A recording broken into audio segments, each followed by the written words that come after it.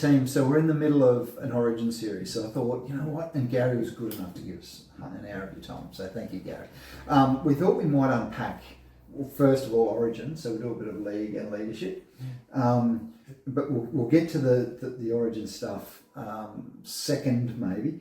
A little bit about yourself first, Gary, just for all our listeners who, maybe our younger listeners who weren't our age watching this. Sure, okay.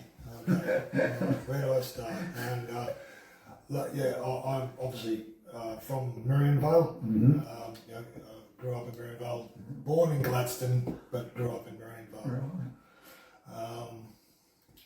Right. Did all my school at Marionvale State School.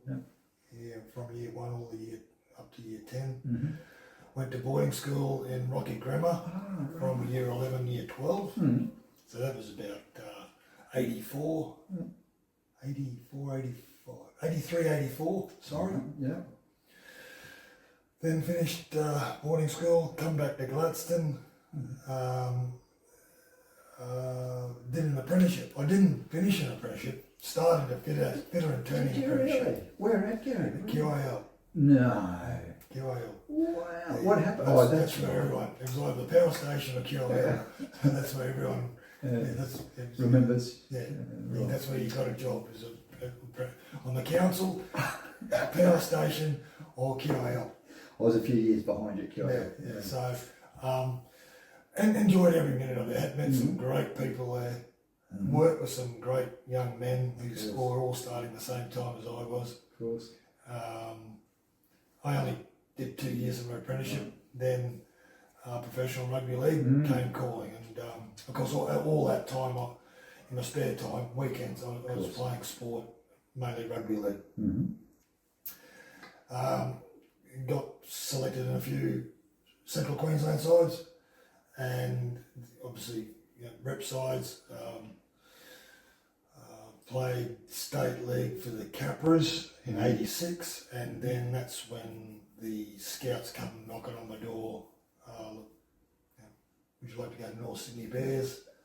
And from 1987 I joined the North Sydney Bears, right through till 1999 when they went bust, went down to Gurgle, the old Bears, and that was something like 240 first grade games, and along the way played for Queensland, played for Australia, so like 24 games for Queensland and I think nine games for Australia, so Wow. And being a dad in between. No,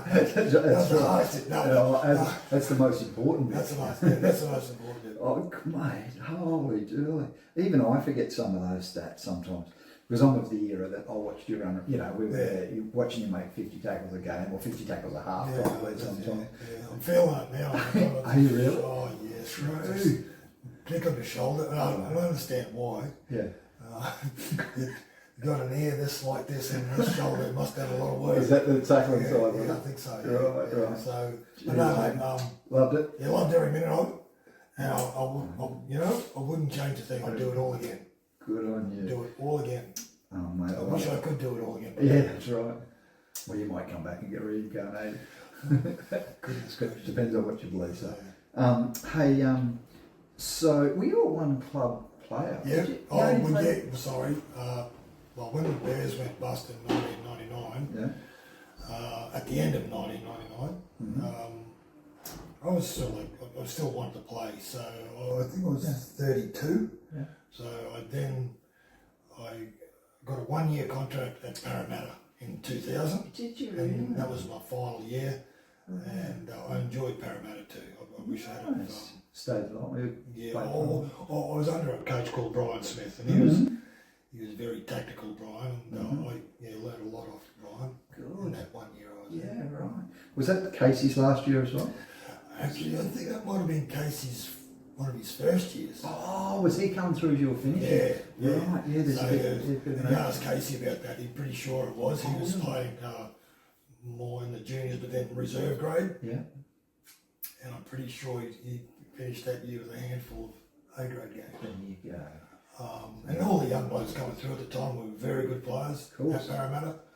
Casey McGuire, It was Luke Bird. Luke Bird, Hodgson, The Hindmarshes about the that. Hindmarsh brothers, Yeah. Mick Vella, Yeah. big Kiwi boys, Mhm. they were brothers, I forget their names. But Yeah. anyway, Big young names. Eric Growth Jr. Oh, yes, of Um, course. There's some really good young Wow. players coming through. Ryan, Bobcat Ryan, Andrew Ryan we call him. Gotcha. Yeah, some good players coming through at that time. Mate, you would have played against some tough footballers. Well, it's sort of like, going back to Parramatta, Yeah. Brian Smith got me over to Parramatta because I was an experienced forward to show some of the young blokes how it was done. Mm. So what it took to, be a professional rugby league player. So that's what most coaches do. They do get the older they recruit older guys from other clubs to be, I suppose, mentors. Mentors, yeah. But just a guiding influence to the younger ones. So the young one says, oh gee whiz, he's 33 years old, can still do all this. That's right. But really it's hurting in the background. Yeah, the body's probably starting to fall apart at that stage. But and have you got, so at the time, like you are in shape? Everyone says, you know. Oh yeah, I do a little bit.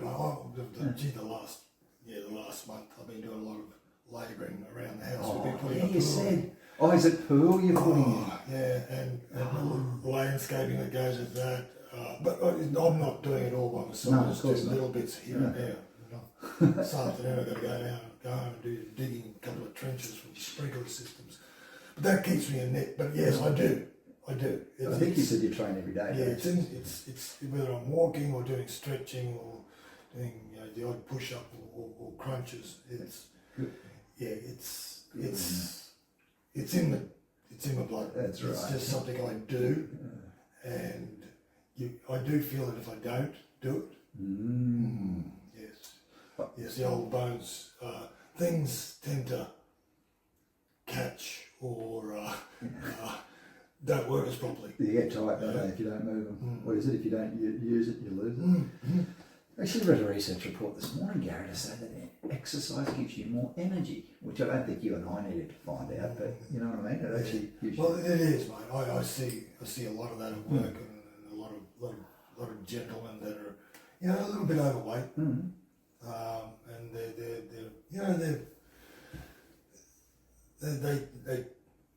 they're just not as enthusiastic as say some of the other gentlemen.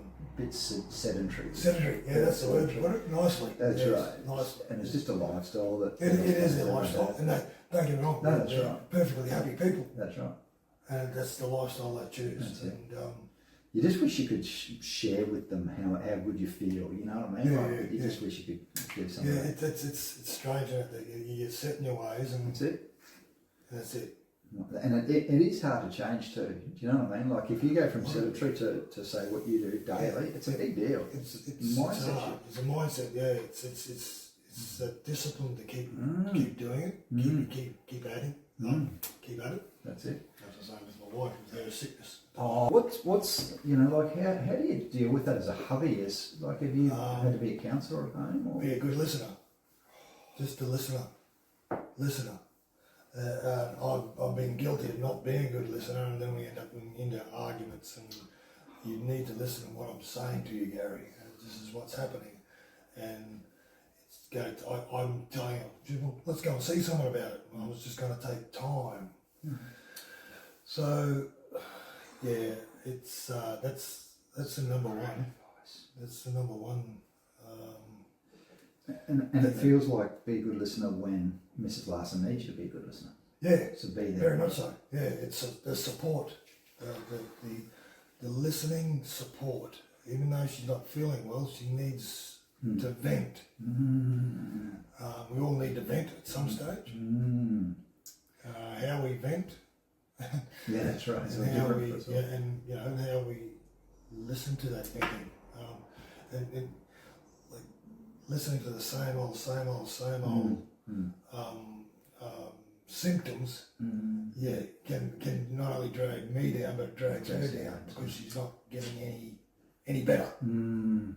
And for everyone listening, Gary's wife is suffering through long COVID at the moment, and we wish Kate all the best. Hopefully, Kate pulls through. So, and Kate's gone over to the art gallery today. Yeah, well, has spent very little time outside the house, and when she, it's one of those things because she doesn't like being around people anymore.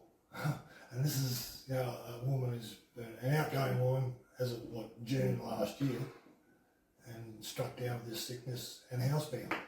So it's been really it's been a challenge, and that's that. You don't call it an issue; it's a challenge. Thanks. Hey, thanks for sharing that with us too, by the way, because that's a personal story.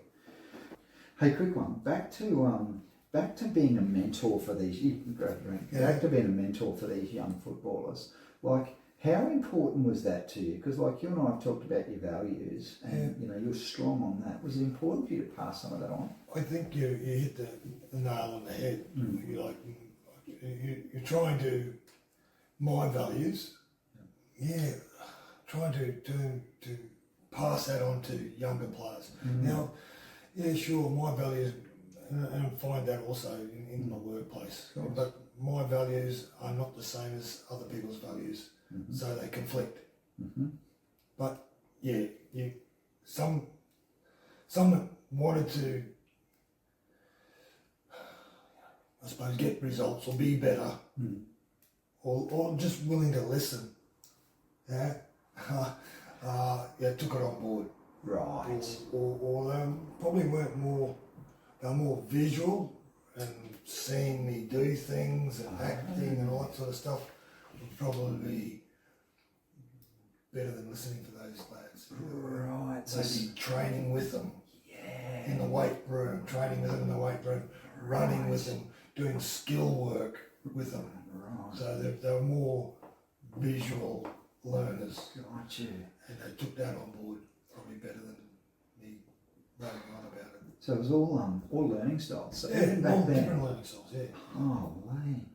Even, we talk about this at the port or in leadership, Gary, where we talk about learning styles. But sometimes you're put into groups, and simple groups. Yeah. Groups are and not being mean, but you had your fast blokes, you had your slow blokes, and you had your big boys and the small blokes, or the forwards and the backs. Yeah. So you work with people of similar, not stature, but similar quality, similar skill level. Skill level. Right. Similar size. Yeah. Similar weight, similar strengths. Yeah. So in that way, working together made them be better. Yeah.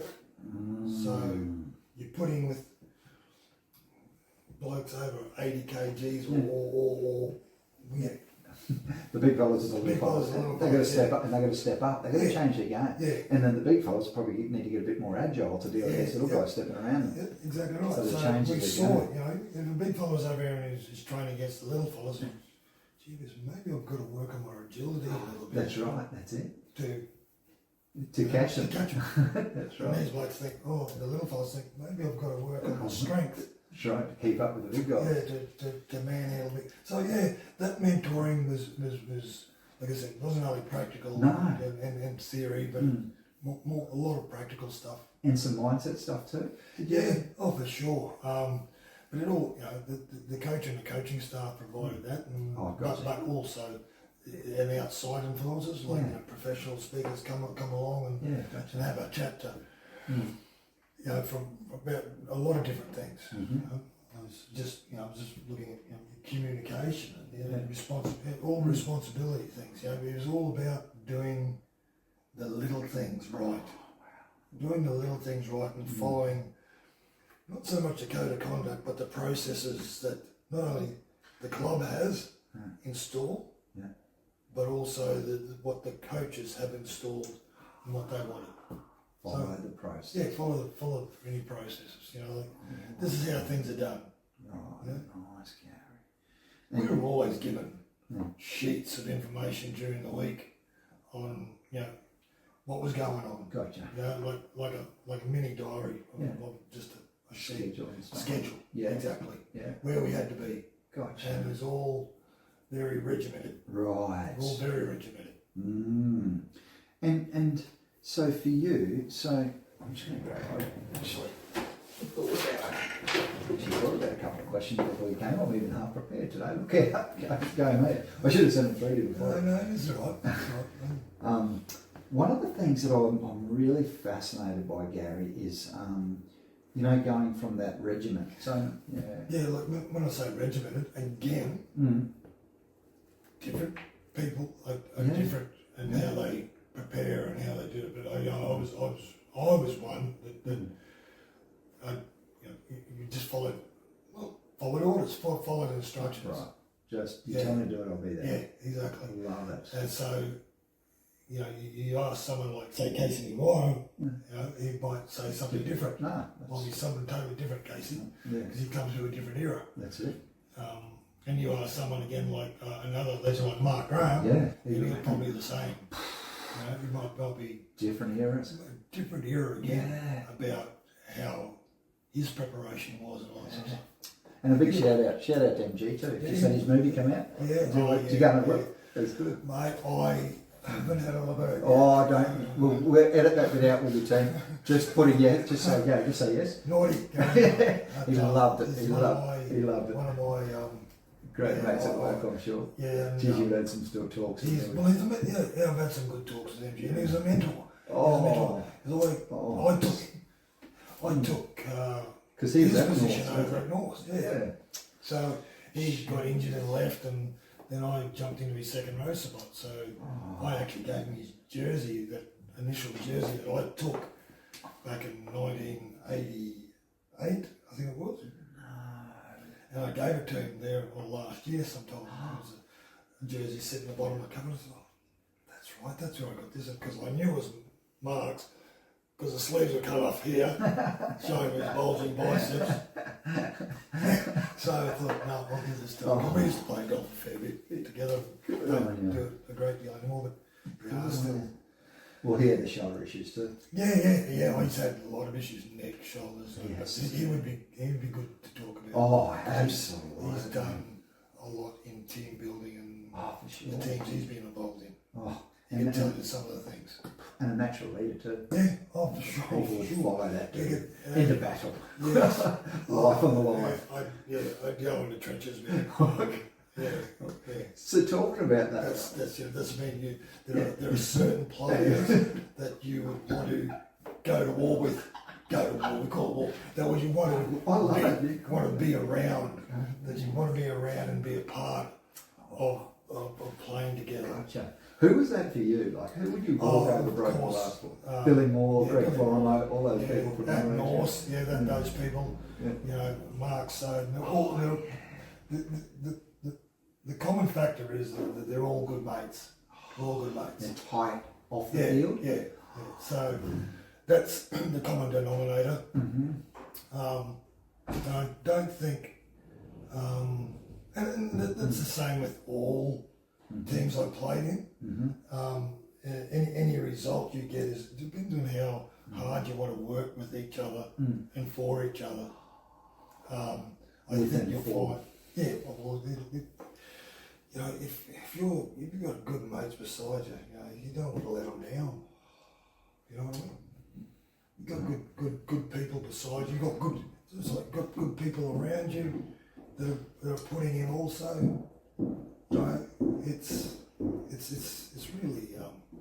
You feel a bit responsible, I suppose, to the cause. Yeah, that's a team. Makes things click better. Makes things work better. You know what I mean? Makes things work, mate. I love it, Gary. Makes things work better if you're in an environment where you're getting on well with people. Strong culture. Yeah, strong culture. Yeah. They talk about that a lot in rugby, in rugby league. Like you hear about it, you'll hear Billy Slater, the way he talks about culture and the club and the team. And for us, what's that really mean in a rugby league team? I think again, you know where you stand in that team, and you know what your role is. Know where you stand, know what your role is. You know what your role is within that group of people. And that's where you gain the respect. You do. They know what you're good at. They know what you're good at, and you do it, and you do it well.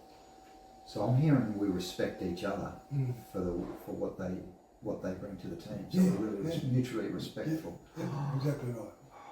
Mutual respect and what you can add to the team, what you bring to the team. And that's any team, isn't it? Of course. Any team, in any environment. Of course. And you think about potentially you've been in teams that didn't work, and I wonder whether people didn't respect each other and they weren't. And a lot of the time, we were either beaten by better prepared teams. Right.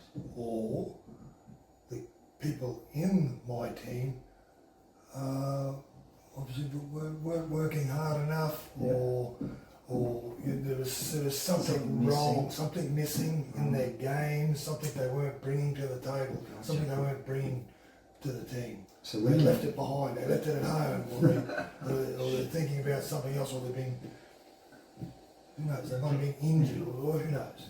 And you'd be able to see that, wouldn't you? Like you're going, a lot of that going to work, or and I'm guessing someone even like a Billy Moore Queenslander who potentially could have even had a bad day, and you might look at Billy one day on the field and say, what's wrong? Yeah, exactly right. And it's picked up. You picked up just like in the workplace. It doesn't look well. It doesn't. That's it. Something's going on. That's it. And so you picked that up, Anton. Good. Whether you say something or not, or you might say it after the game.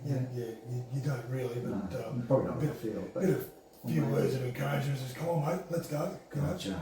So it's about encouragement. About encouragement. Yeah. Just a few wise words to. Got your back. I'm with you. Yeah. Let's get it done. Yeah. Cool. In a break, there might be a few words said. Nice. And was it? I'm guessing it was pretty direct communication back then. Oh yeah. I'm guessing it's pretty direct. Lift the game. Yeah. Let's pull the socks up. Good. Lift it. Yeah. Good. Just, let's get into this game. Nice. It was, expletives. A bit of that. Backwards and forwards. Some of you. You wouldn't have been loud though, would you? Were you a talker on the field? I think more of a case of actions. You led by example. So I just did it. I just did it, and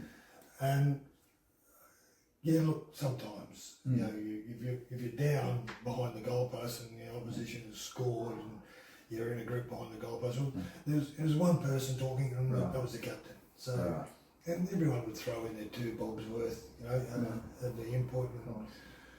But it just made you aware, and obviously messages come out from the coaches and all that sort of stuff. But more of a case, I sort of like. You did the work. Yeah, just whatever was right, boys. We need to start counting heads in defence. We're not counting from the play the ball out. Right. We need to be better at doing that. Or let's just get off our try line easy, then kick downfield, and just simple stuff. Simple stuff. Nothing and they were usually the messages that actually came out, off the coach. I love it. But you just sort of like reinforce those messages between each other. Yeah. During the game. Just reinforce what we had to do. If someone was slipping off tackles, or say the opposition was running through me, I was missing tackles or whatnot, and they'd say, right, listen, Gary, someone would say, what's going on? You've let this bloke's come through you twice. What's going on? So the rest of the team are aware of. Yeah, they see. They see things that are happening. Wow, thanks for sharing, man. That must be high pressure. Like, what's it like in an Origin game, man? For everyone out there that's watching this, like all these young kids out there dream of doing what you did, right? 24 or 29? 24 and 9 for your country. Like, you're in the middle of State of Origin, you're in a battle, it might have been the '94 series when it was, Fatty Lawton and the baby Broncos or something. Yeah, 95. 95 that was. What's going through your mind, mate, when you run out on the field? Again, once all you worry about is the kickoff, the first couple, just the beginning of the game. Oh, right. Just the beginning of the game, and how are we going to settle into the game, and just how to you go through the first few processes. The sets of 6 we call them. Yeah. And just ease into the game. Not ease into the game, but just get everyone gets play set. your way into it. Play your way into it. Nice. Because I was going to say, happens slow. Not happen slowly. The game goes quickly, but if you do get left behind if you don't get into the game. So you getting into the game as quickly as you can, whether that be get into the game. an early tackle, An early touch. or an early touch. That's all I've always, and that's probably like in cricket or in soccer. Early touch of the ball to settle you down. Even at work, get him to shift, start your shift. Yeah. Go and get started. Yeah. Get it done. I love that. The things you've got to do, and you just get it done. Wow. And exciting? Yeah, very much so. The adrenaline after the game, whether you win or lose, the adrenaline's there all night. You can't really sleep. It's just because you've just been going, go at that origin pace. Yeah. Wow. It's just fanatical. It looks even faster now. I know, right? Glad I don't. Yeah. Wow. Glad I don't. Oh, I'm sure you still would have done 50 tackles if you were around there would have been a few flops. Turn it up, mate. You're amazing. Now, we talked about culture. What do you think, from a leadership perspective? I love, you were like, I was a Rabbitohs fan. Do you remember Michael Andrews? Yeah. So you were like the Michael Andrews. Yeah. He was like you, Yes. quiet, just a hard worker. But I look at, we look at people like you, and you lead without the big voice. You just lead by example. What for you is leadership all about? Is it as simple as that? Leading by example. For me, it is Just by example. I do that in the workplace too.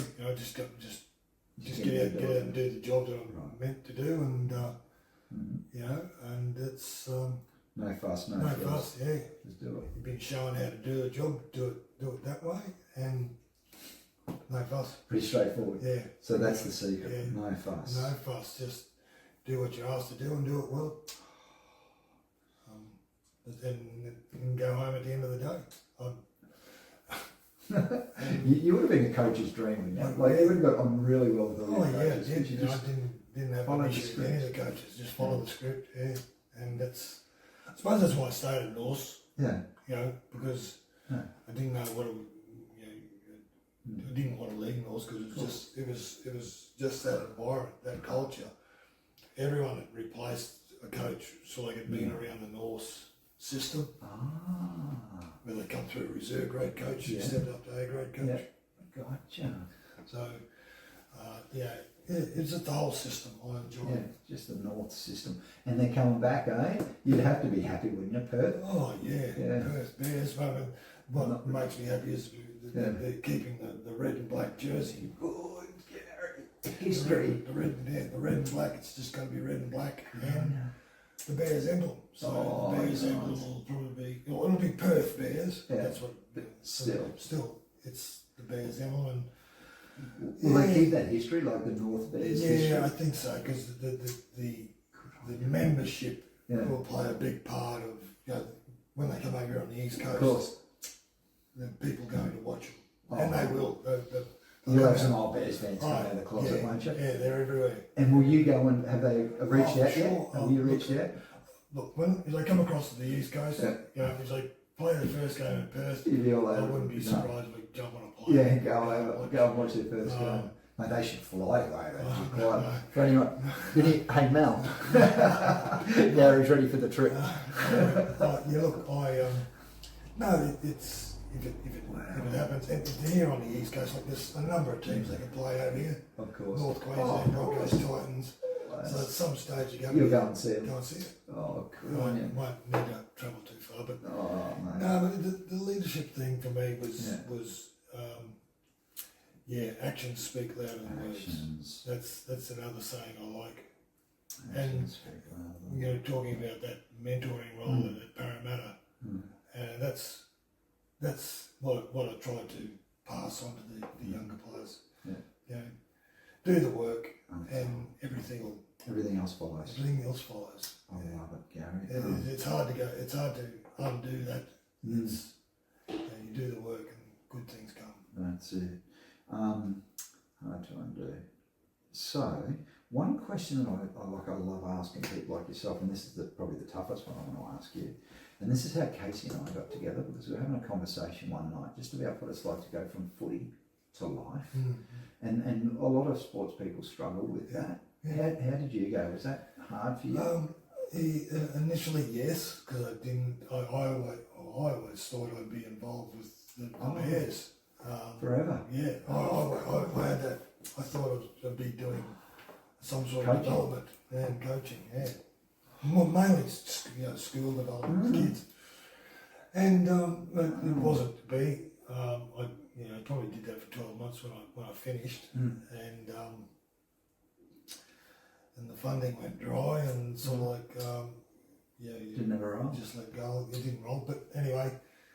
Yeah, it was hard to get back into a normal life pattern where, like I said, everything was just regimented, and you had to be here at a certain time, be there at a certain time, So getting back into normal 9 to 5 or 8 to 5, work patterns, and coming down off what you were earning and all that sort of stuff. It was very hard.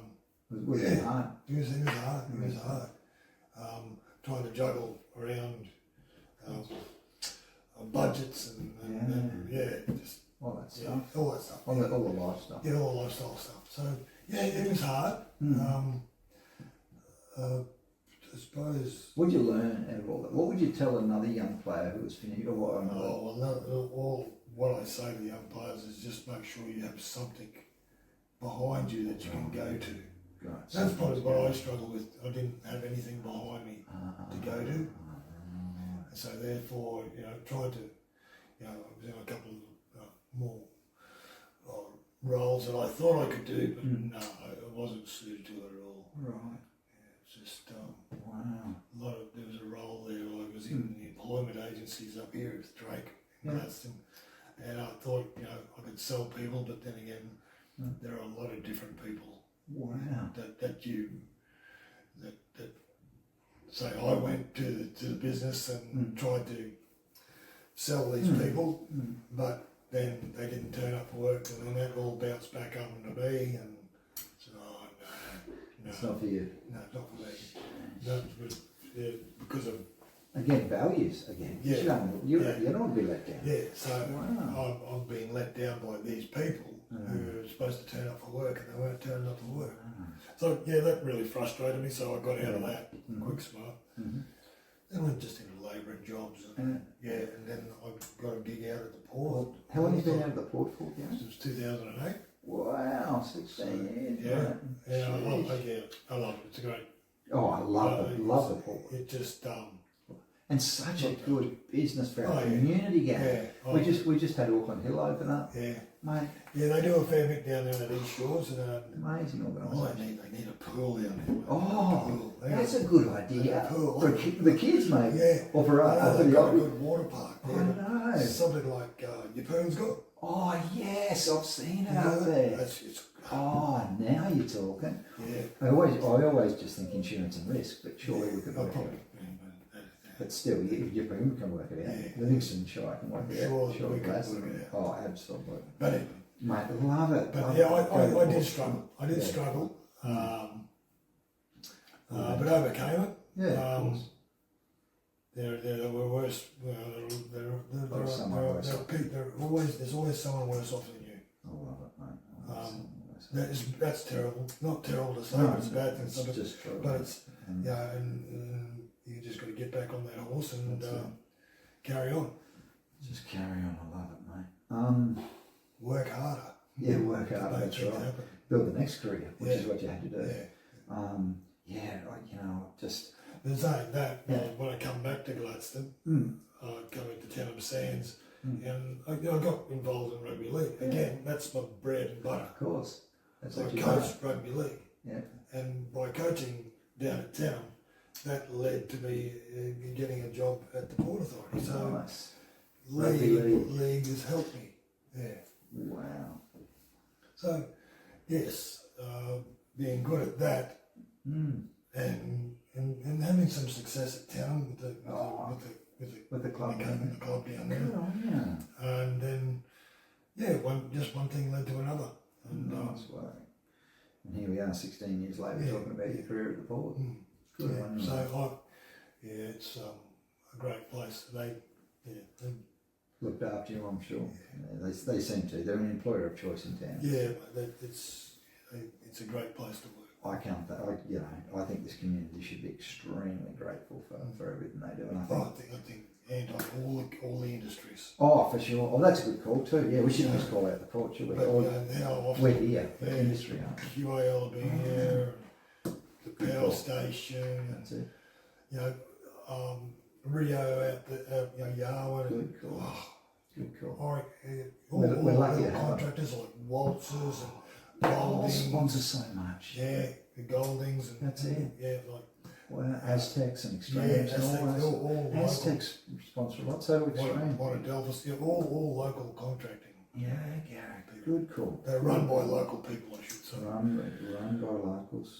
Absolutely. We're just it's good community, man, and you just got to keep going. And I think what you and I do is we're probably grateful for what we've got. We can look at the positives and not the negatives.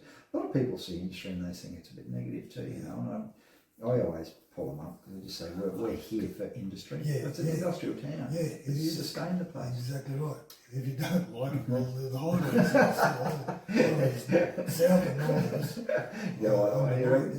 I just want to say to people out at the Port, I know it's so hard and they're pushing this shit again, and mate, if you don't like it, there's the gate there. It's a job. It's one of the best paying jobs you'll ever get. You're right. home every night. That's right. You don't have to fly in, fly out. Hello, McFly. You would have that conversation. So many young blokes. They really cracking the shits because something's happened or wrong, or they've had a bad day. Yeah, right. Yeah, or they haven't slept well. Right. And they just don't know how to pick themselves up. Yeah. And they'll come in, they'll be cranky and make everyone else cranky around. Yeah. And the last night shift after doing 3 and on your shift, and you've got 5 days off. Or smile. That's a few beers tomorrow or whatever you want to do. That's right.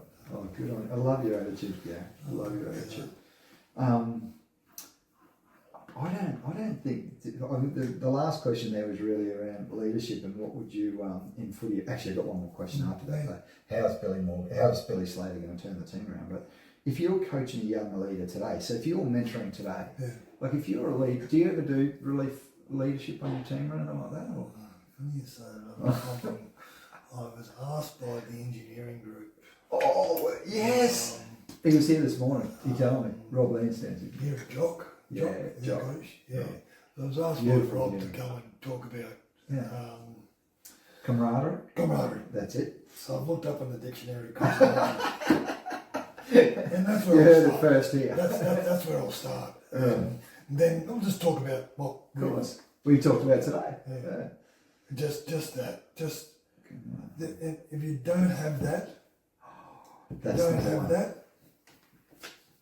that line, that team don't connect. They don't care for each other. Yeah, they don't perform. They don't care for each other. They don't perform. They don't care for each other. They're willing to go the extra mile for each other. There you go. That's camaraderie. Right across the book, right across the line. I'll better go home and write all this down. Yeah, I'll send you my notes.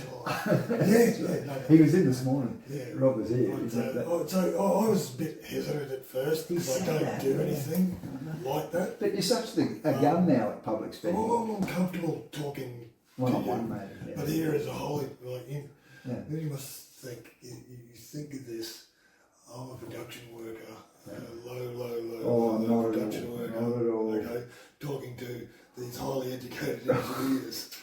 But here's the sad part, they all look up to you. Oh yeah. They all want to hear from you. So I'll tell them a few things and like what all the same we've stuff. all done, and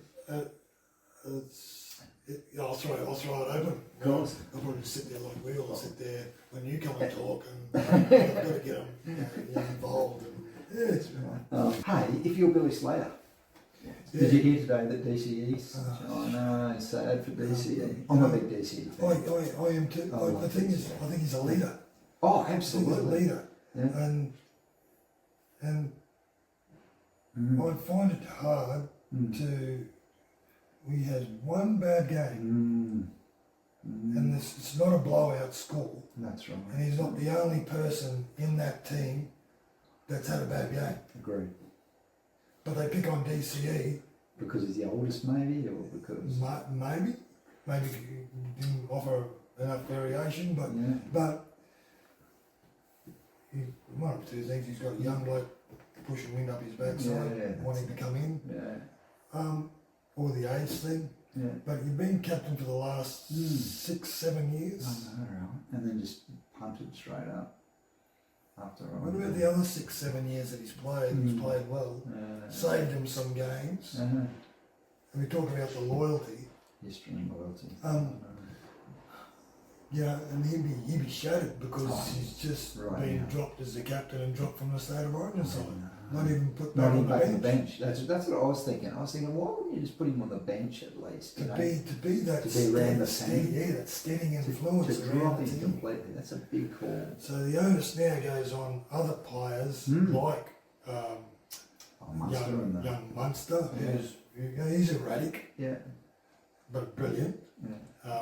Harry Grant and Big Tino, whether Big Tino is fit to play. But Paddy Carrigan's there too. Exactly. Great, Harry Grant, Paddy Carrigan. And Munster. And the other, who else is in our back line? Who's going to play fullback for us this time? I reckon they'll put Hammer there. You think they will? I think they will. Reece is back. You don't think Reece will do it? No. New South Wales would target him. They would bash him. They'd get him straight away. Like they did last year. Yeah, gotcha. He was out of all sorts. Gotcha. But Hammer seems to be more comfortable. He does, doesn't he? He does. And they'll probably put Valentine Haynes in the centres. Oh, go Val. Or bring. They've said they're going to bring Capewell back. Yeah, well, he's playing all right for the Warriors out in the centres. I've watched his last 2 games. He could play in the centres. Absolutely. Well, he could be that person to look after the trail. Yeah, some defence, because he's defending well. Or he could be in that back row. Or could be in the back row, yeah, mate. Oh, look, they've got some good players. The young... I say to people, the score was 18-6. Yeah. 2 tries were let in. Crichton and Lomax down that edge. And you talk about people making mistakes. Val Holmes and the Hammer rushed in to take Crichton. Right. 2 of them. Yeah. And Lomax, the line was left open. The wingers keep coming in, Gary. There's 2 tries that could have been avoided. I know. And it goes back to being a close game. And they dropped the captain. And it's out on the edge where it's happening. Yeah, I've got to tell you, I don't know. if I was Billy Slater, I'd be saying wingers. See that sideline there? Stick there. And that all depends on how they're numbered up. Inside. So you've got to be, like you said right at the start of this chat that we had, you've got to count out. You've got to count out. Just got to count. Oh yeah, I've got him. Okay, gotcha. Push across there. Mate, I love it. But I've got to tell you though, I love listening to Billy Slater talk about Queensland. Yeah, like he's passionate. He talks differently, Gary. he just has this different vibe about him. He's There's something about him. it's as though he thinks a lot before he. Is that what it is? He's articulate. He chooses his words carefully. He does. He does choose his words carefully. Yeah, and you're right. Actually, now that you say that. You know, like you compared to say to a Kevy Walters prior to him. Just off the Just goes cuff. around And around. go, Kevy. But you know, Billy's more authoritative in what he says. Really Is that strong. right? Yeah, no, it is really authoritative. Yeah. And very clear. He just says, you know, he talks about the football team, the football culture, you know, the team, the mates, and it's just like, in no uncertain terms of what it means. I would have thought that the Melbourne group of players are very well mentored by a lot of different Good call. Including their coach. their coach, not only their coach, but they've got some good people, assistant like Frank Benisi, Right. but knowledgeable about the game and Gotcha. about managing people. Gotcha. Humans. Managing people. Well, we had, would you believe, you're in good company, we had Justin Rodsky, the Melbourne CEO, on a podcast recently. Yeah, right. And he was a beautiful human, Gary. You know, he said, Anton, this is just him talking on the podcast, if you walked into our Storm Club, we would greet you. Yeah. He said we had this, you know, that's a 3 metre rule or something, that if you come in, we go out of our way to make people feel comfortable in the club. Good point. Yeah, And I very thought, good. shit, you know, that's just from the CEO. Yeah. And he said that this camaraderie Yeah. filters down into the team. Like, wow, that's Billy Moore's a bit Yeah. like that too. Was he? Always. yeah. Oh, g'day mate, how you going? What's your name? Where you from? What do you do? Yeah. And that's how he gets the ball rolling with Right. people. I've got to tell you, I bumped into him one time just outside his restaurant. And of course, I'm fanboying. Yeah. I hear the video. I said, "Can you give us one? Just give us one." Exactly. And how's it go, Billy Moore? Imagine that, yeah. Every it was about State of Origin time too, and it comes up on my memories. So I share it each year, and I get a laugh out of every time I see it because he was such a nice guy. He just Yeah, he is. And and he sounds like his restaurant's going well too. Oh, yeah, That'd be alright. Yeah, good on him.